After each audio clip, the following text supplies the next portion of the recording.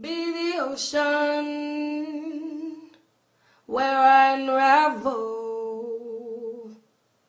Be my only. Be the water where I'm waiting. You're my river running high. Run deep, run wild.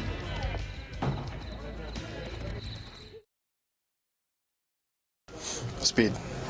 I'm Clyde Lewis. Welcome to Ground Zero Behind the Scenes. Today, it's the aftermath of the Friday night interview with Maximilien de Lafayette, who was the guest on Ground Zero, who abruptly cut off his phone conversation with us in the third hour, saying to use our imagination as to what's going on, and actually denouncing and retracting everything he said on the program, which is the most, probably the weirdest thing that's ever happened on Ground Zero in its history.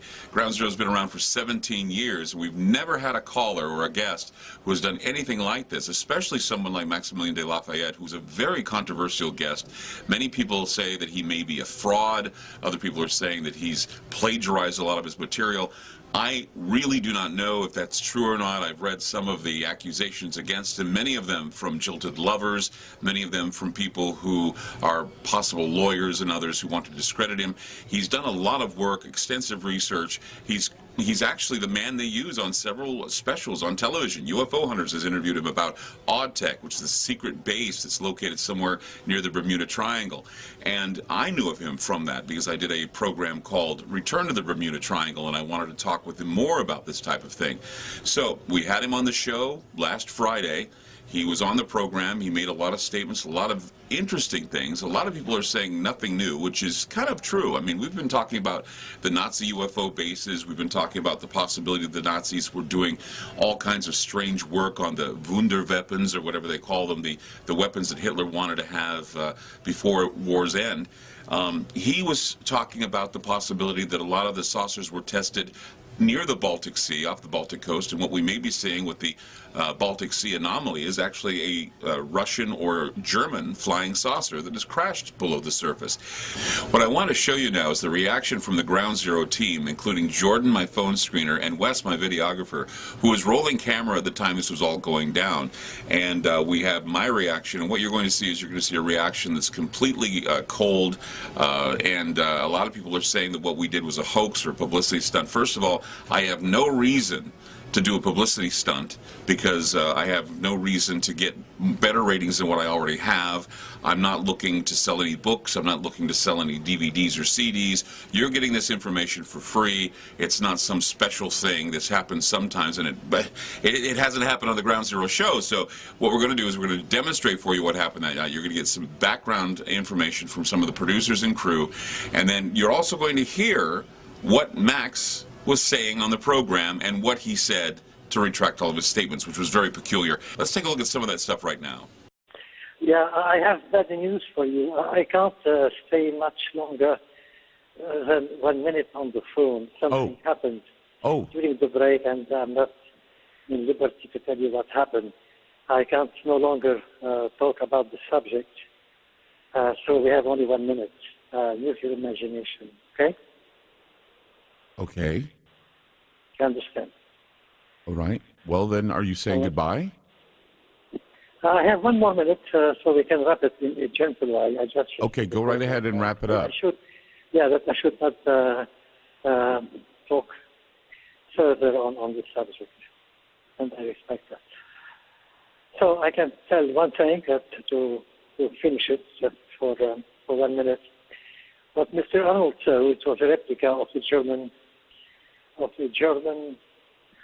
Horten 229, and short after what happened, was the Roswell crash. Now I want to end up with announcement to your listener there in the millions I know, that the CIA and the NSA, they were never in the business of cheating the American public or giving them some misinformation. If they had to not reveal the whole truth, they did reveal some, it's because they have very solid reason, because they don't want the public to go berserk. Should they, well, if they had revealed everything, absolutely everything to the public, this will not be in the best interest of the American. So what they did it with a good intention, just to protect the sanity and the state of mind and the national security of America, which I believe you understand very well, and you agree with that some secret should not be made public, because at that time we had the Soviet bloc, and nowadays we have terrorists all over the world.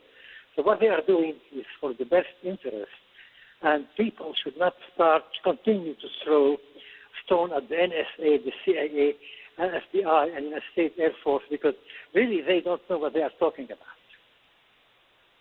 The NSA and the CIA don't know anything. We should not cast stones at them, as you're saying?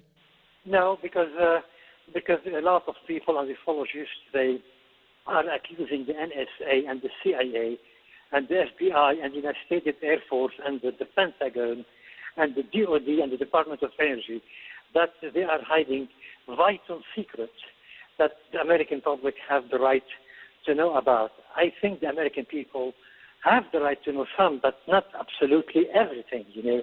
And especially that when they say that the military and the NSA and the CIA and the New World Order established by top secret American organization are kidnapping people and conducting genetic experiments on them. This is absolutely nonsense. This is rubbish. The United States government was never engaged directly or indirectly in kidnapping people and conducting genetic experiments on them. They had a very advanced exotic weapon system, which is the absolute right and the national right and the human right and the international right of America to protect American life and interests worldwide. But I want people to know that the United States government is not involved in any shape or form in conducting very macabre projects at all. And sooner or later, the United States government will come and will explain exactly what happened. They are waiting for the right time and the right condition and the right place. And this is going to happen before 2020. I give you my word on it. Okay. I have to go. It was wonderful. And my Lord, you know so much, you know more than I do. It was a remarkable experience, and I hope we'll meet again in the future, and I hope that I have been useful to you and to your listener. You have. I hope you're okay. Yeah, thank you. Send me an email, okay? Write to me. God bless you. Bye-bye.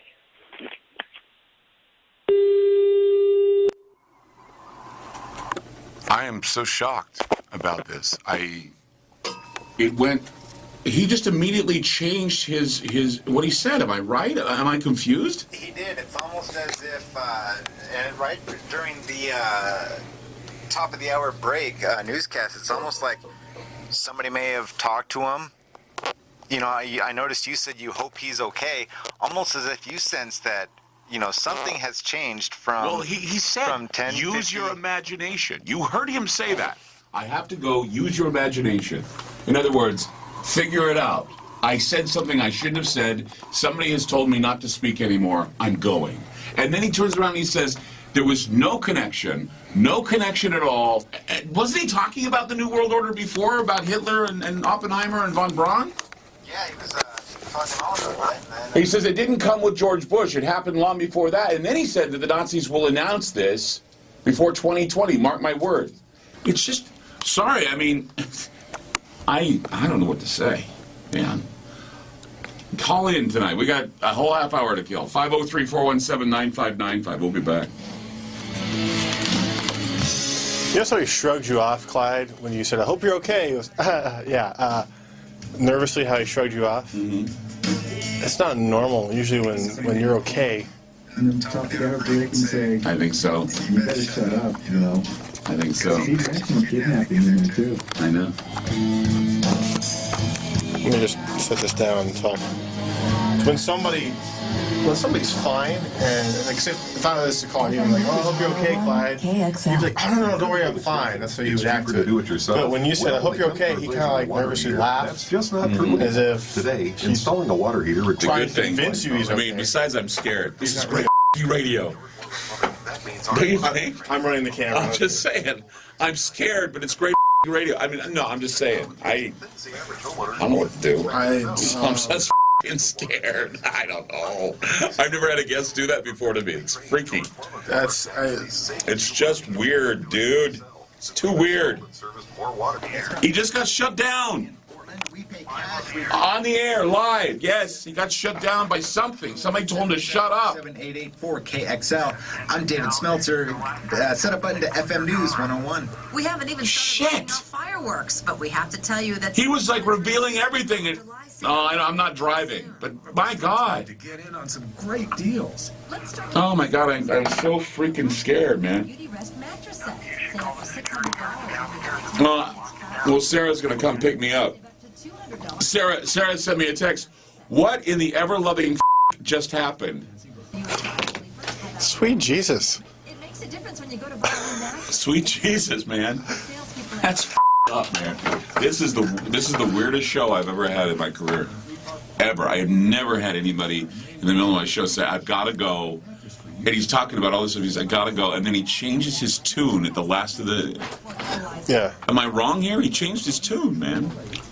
A lot of people think there's a background voice in the audio as well. I'm going to analyze it myself. I'm going to listen very closely. We have to get this show, and we have to get him saying something about them meeting with Hitler and how they were involved with the New World Order. It's not something just Bush made up. Can you email him directly?